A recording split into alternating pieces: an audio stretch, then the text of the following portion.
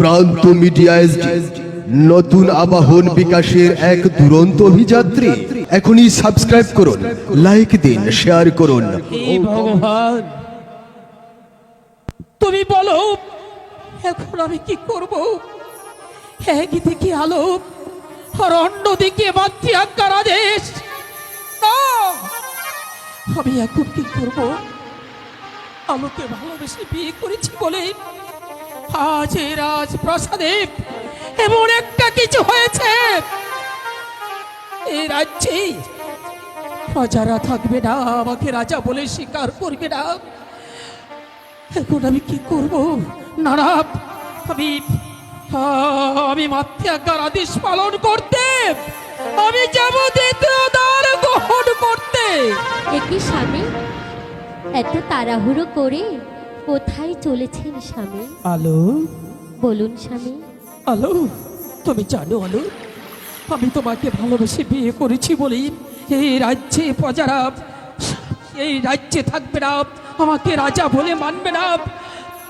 কিন্তু আমাকে রাজা বলেও মানবে আর এই রাজ্যেও থাকবে যদি আমি দ্বিতীয় দ্বার গ্রহণ করি। হ্যাঁ, শুধু তাই নয়, শুধু তাই নয়, এ হচ্ছে মাতৃ আজ্ঞার আদেশ। আমি তাই চলছি, আমি দ্বিতীয় দ্বার গ্রহণ করতে। স্বামী ঠিক আছে, মাতৃ আজ্ঞা যখন, আমি তাহলে কিছুই বলবো না। কিন্তু না না, আমি যে কিছুতে মেনে নিতে পারছি না। এই ছিল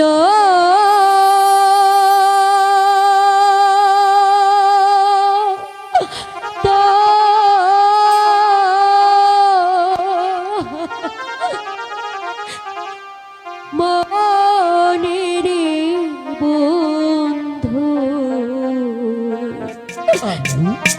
এই ছিল তোর মনে, এই ছিল তোর মনের বন্ধু, এই ছিল তোর মনে। ফুলের ওই কোল ভাঙিলি রে। আলো, আলো, আলো, ওঠো আলো।